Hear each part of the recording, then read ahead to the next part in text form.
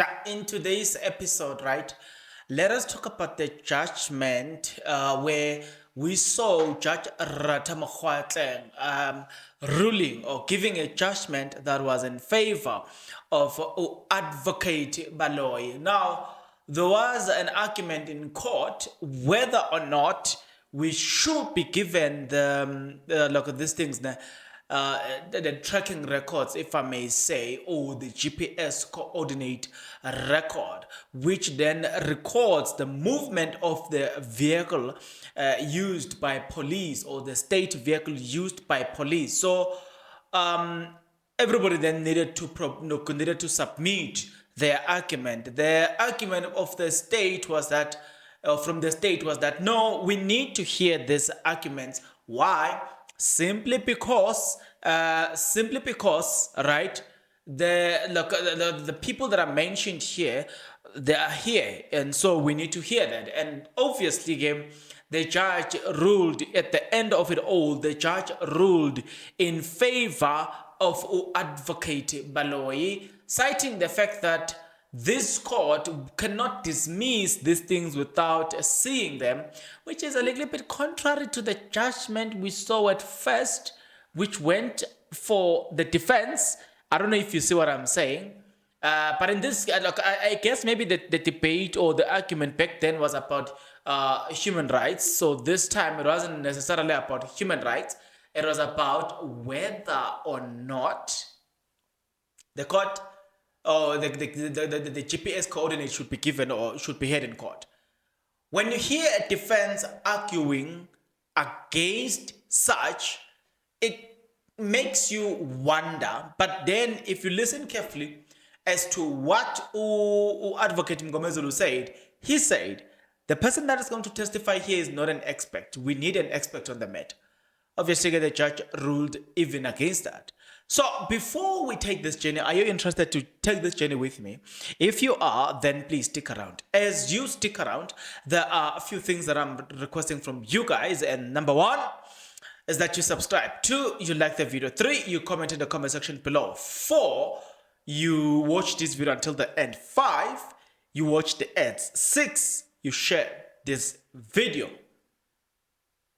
Okay? When we resumed this morning, we were told there was a bit of a delay because some of the accused were brought in later, right? And also what there was then an application for the induction of the new evidence by the state, which was expected, and indeed it was given. It is, as I said, it is in relation to the vehicle tracking report used by Seichen Mohwane, Vusmuze Mohwane on 18th of June 2020. Going forward, you know what I'm saying? So, Advocate Baloyi, then to advocate. So look, so far as this may be argued as a new evidence, the state makes a formal application to be allowed to re-examine Mr. Mohwane on those records, the tracking record, right? Baloyi, the allegation of an assault are so serious and need to be investigated. If the AVL can assist this court in determining these issues, we submit that the evidence be allowed, says Advocate Baloyi. The issue is whether the state can re-examine the witness on the report of the IVL tracker or not. Okay, and then at Baloyi, and then Utige. We must remember the allegation as well was that Ntanzi was choked and all the stuff, and then say we submit these allegations as so serious. They ought to be investigated.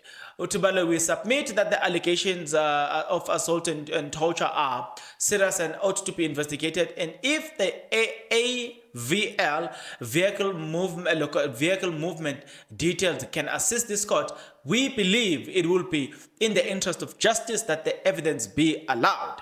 Right. Okay, so he argued that the reason that I don't want to go into some of the details here is because it's just him laying his point about if the AVL can assist the court. So it's not necessarily something that you can waste your data on. So I'm trying to find the most relevant information for you, so we don't have to waste our data here, right? So then Baloyi then argued and say that we argue that Sergeant Mokwane can attest to that the correctness because he was the driver of the vehicle. He can validate the information provided in the AVR, right? The new matter can be canvassed through the lever of the court, which will also give an opportunity to cross-examine. No prejudice will be suffered as a result of this evidence. The evidence will be confined to route traveled by Sergeant Mokwane. We submit my lord, that you accept this application from us. And then he argued, I'm looking at let's say we submit that no prejudice will be suffered as the defense will be able to cross-examine Mokwane. Therefore, we request that this be allowed. I'm looking at something, and then he spoke about Sergeant Mokwane driving a Fortuner, which was en route to Morocco police station, but it stopped near filling station, and obviously joined by the other colleagues of him. You know what I'm saying? So yeah, he spoke about it and said that we should remember that the opposite to the defense put it to Sergeant Mokwane that he took a detour, which allowed the torture of the accused number 2, right? So after saying that, okay, yeah, so I think I'm trying to summarize the most important thing that he said, and said that so there's an issue that occurred right there, and because of that issue, they need to bring this tracking thing so it can vindicate Sergeant Mokwane as to did he took that detour or not. Here, I am not going to, because we dealt with this application from as early as when the court started, right? Until we only started with Mokwane, was it after lunch, if I'm not mistaken? But yeah, we took that long. Yeah, it was after lunch, because the judge finished delivering his judgment at around about 12:42 or 46. That's when he finished with that's when he was done with his judgment, right? Which obviously ruled in favor of Ulok. So yeah, let's go to Advocate Mgomezulu. Then Advocate Mgomezulu brought now a counter application, right? Or he needed to respond to this application. Mgomezulu argued that the nature of the AVL record requires an expert, and that the state has not laid the basis or for its argument, has not established the agent who tracked the movement of the vehicle. Gushu Mgomezulu.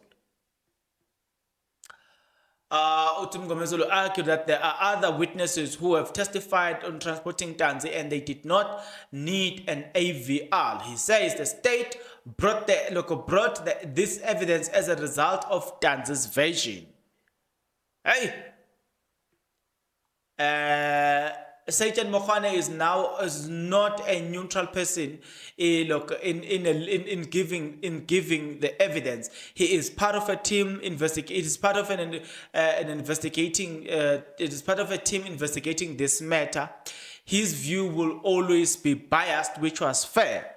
An expert witness should provide assistance by way of objective and biased opinion in relation to the matters which will look with his expertise, and an expert witness should never assume the role of an advocate. So, and then he continued to say, Sergeant Mokwane is not a neutral person in giving an assistance to this evidence of an AVL record. He is a team in the team investigating this matter, and his conclusion will always be biased. Which, listening to this, I was like, yeah, it kind of makes sense, to be quite honest. And then again, having said that, it is submitted with due respect. The evidence of the AVL record does not exist in a vacuum and requires expert who is unbiased. Even if an expert can be called, there is no likelihood it will assist the court in drawing interference. Furthermore, when looking at the AVL record, it does not stipulate expect places where the said vehicle went and stopped at.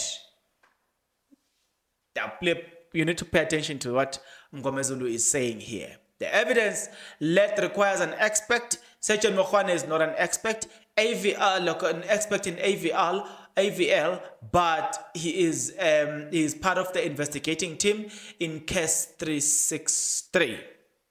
That was Mngomezulu's submission, right?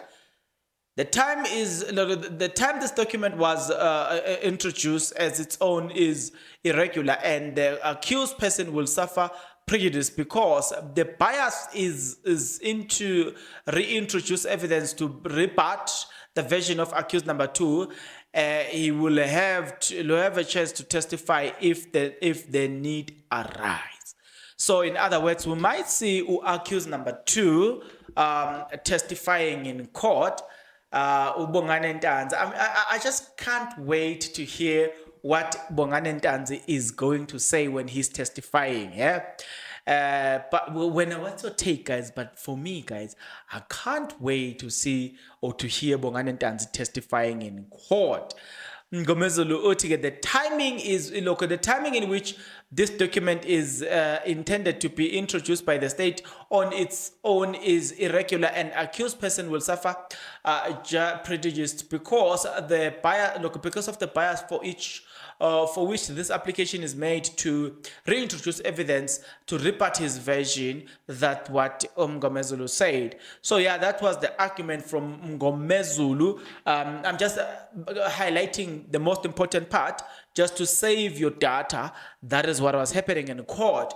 From there, Mngomezulu was done. Advocate Charles Mnisi for accused number 3 says he has no submission. Then Uze Tulele, who represent accused number 4, and then he added some things which Nayo was more like giving clarity as well. Mshololo, that said, no, I do not have anything. So Ngumalo had said that it was the why the evidence is not led timeously. It is prejudicial to other side. If the state intends to re-examine Mokwane on the document, it has to seek leave from the court to open a re-examination. Those are some of the things that he said, which is what I am not going to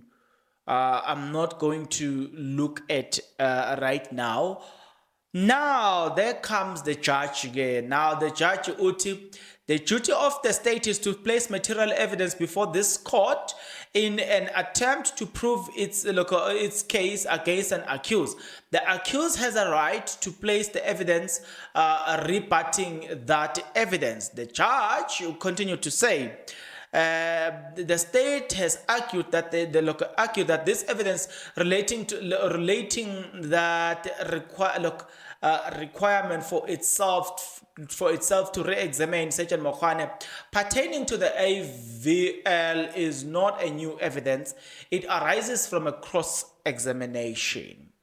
The judge says there is a contingent reason the state can reopen its case. It is interest of justice and it should be allowed.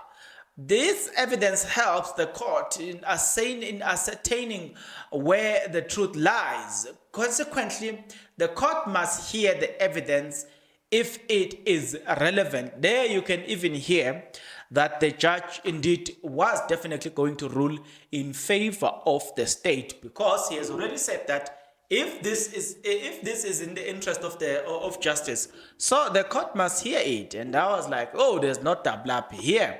You could tell even the way he was going, the Baloyi won this one. This court must hear all evidence if available, material and relevant. These are these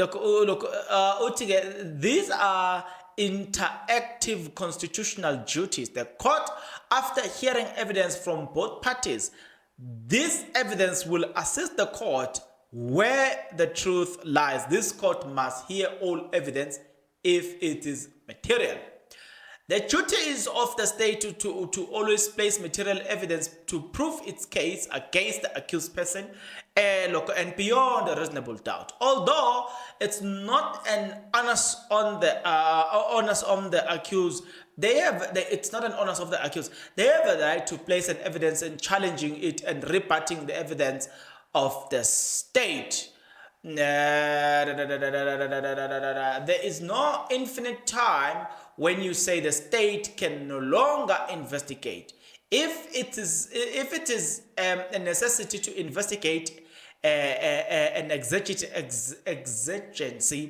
that evidence should be traversed. It is unfair to accuse Baloyi of dragging his feet. Did you hear that? That's why I needed to take a breather, like a breather, so that you can hear that. He says, and here I hear Mr. Mgomezulu saying, don't listen to that evidence. Really, is that evidence relevant? The court is bound to hear that evidence.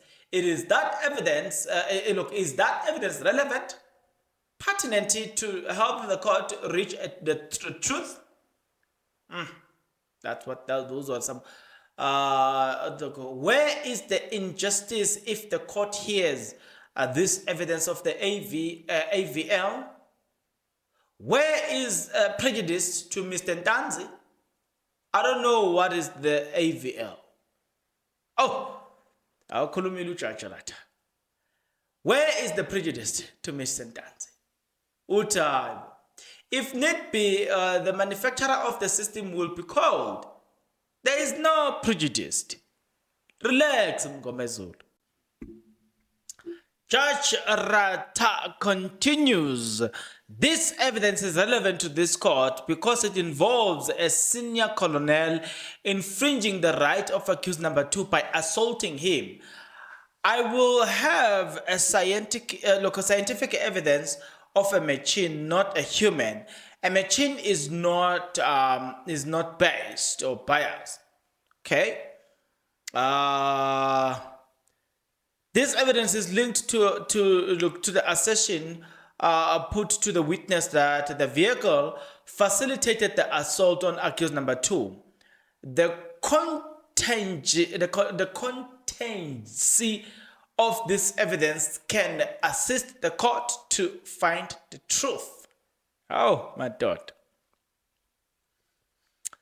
Then the judge says, Judge Ratha, he says, it will be in the interest of justice for the state to lead that. So, in other words, he was saying, "I Kullegan, Baloyi, continue." Right? You need to continue leading that. So, when the judge had then given Baloyi the go-ahead to look, there are some of the things that Mgomezulu also raised and say, the issue is the 17 hours where the alleged was not, the issue is with the 17 hours, we alleged he was severely assaulted was on the 18th and of the 19th, and the papers we are given here, my lord, it starts from the 19th, not the 17th. So Mgomezulu says, letani bafethu, letani amaphepha ke, give papers. Now, I am not going to go through all these things. That's an honest truth. I'm gonna be honest with you. I'm definitely not gonna go through all these things. Guys, it's too long. It's too long. So I'm trying to summarize and give you the best that I could. So fine, there was nothing much I can say about this judgment. I don't wanna read too much into the judgment because, like I say, I read a book. And that book, I once spoke about that book, right? It said, I think it's called, not I think, it is actually Steps to Christ.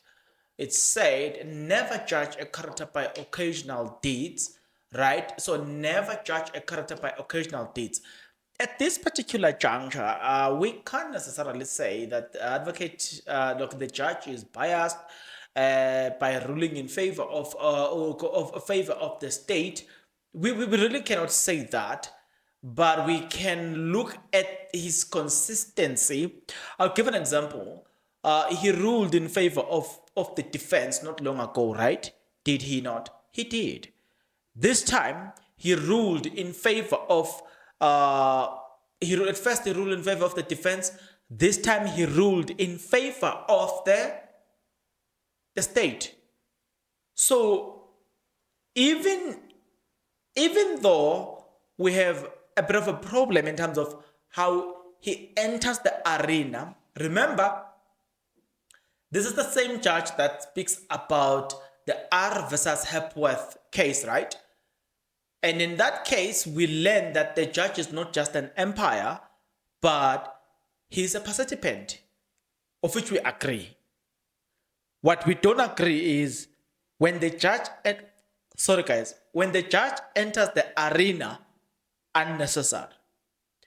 So we can say that sometimes our honorable judge does enter the arena and it is very much unnecessary. But apart from things like that, factually, we can't really blame the judge. We can only blame him, especially when it comes to judgment. Like I say, we have a problem with how he enters the arena, and most of the time, number two, he hasn't rebuked. He hasn't rebuked what? Number two, he hasn't rebuked the state. We haven't heard him rebuking the state. You understand? Number three, we have a problem with the fact that he doesn't interject the state or Advocate Baloyi when he's speaking, but he does interject all the defense counsel. You know what I'm saying? So in other words, it feels like he undermined the defense. You know what I'm saying? So with that being said, we can have a problem as far as that is concerned, but we cannot necessarily say because he does that, therefore, please hear me very well. We can't say because he does that, therefore, everything that's going to come from his mouth, it therefore has to be. Look, we can't believe it. The reason I'm saying that is because for the fact that he at some point he ruled against the state in favor of the defense, it tells us that, hey, maybe we can give him the benefit of the doubt and look at how he delivers. This Molanyana judgment within the case will lead us somewhere. Remember, he's still going to make a judgment concerning the admissibility of this thing, this whole thing, a trial within a trial. When we are done with the trial within a trial, we then go back to the main trial. Guys, we still have a long journey. We'll go back to the main trial. And when we get back to the main trial, and it's Shubavel. But another thing that I also want to mention as well is the fact that because the judge ruled in favor of the state to continue with the AVL record. So I couldn't continue with that because today we did not finish. So I decided that, you know what, let me rather let this matter stand down until tomorrow, because I'm going to allow the state to lead that evidence. When they are done, I've already seen some of the loopholes. For instance, they went into the mall, right? In that mall, they were standing there with Ntanzi. They were busy buying him some things to get a point. So it therefore told me that no, Ntanzi was not a threat then. Why did you bring all the other this Metro Police and all the stuff? surely we can come to a conclusion that really your aim was to intimidate him. To get my point. Maybe you don't understand where I'm coming from. Let me elaborate a little bit. From the mouth of Satan Mokhwane, he tells us that there was a point where they stopped. I think he says at the mall. Now, I had questions in my mind, and questions such as, I've seen police transporting serious criminals, right? They don't stop. They don't wanna stop. Like if they took him from a court, they will wanna drop him where he's supposed to be. They don't want any distraction on the road. They just wanna go straight to the point where they need to drop the person. Now, in this one, they paint a narrative that Bongani Ntanzi is a dangerous criminal that requires people who've got a special training in handling powerful weapons so they can come and guard against Bongani Ntanzi, but they are able to go to the mall and they have time to exit the vehicle, go buy some things. That alone tells me that Bongani Ntanzi was not dangerous. So it contradicts their own version, you know what I'm saying? So them actually allowing this whole thing, AVL, it actually make you realize that, you know what, here, Conte Ofla. You know what I'm saying? Things that people are saying it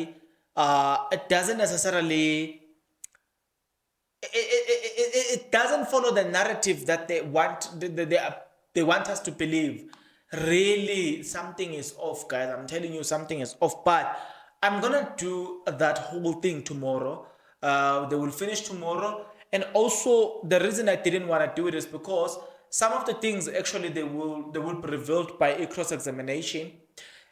So I was like, can I do it or I shouldn't do it? Then I was like, man, let me leave this one. I'm gonna do it, but not now. But I'm definitely, you can trust me when I say I am going to do it. Meanwhile, can you guys can you guys drop your comments? Tell me what you think about everything that I've just said. I've tried to save your data by not reading every single thing because some of you guys don't have enough data. So I've tried to save your data. But yeah, get onto the comment section below. Tell me what you think about everything that I've just said so far. Guys, let me love and leave you. I'll see you guys on the next episode. But until that episode, please take care.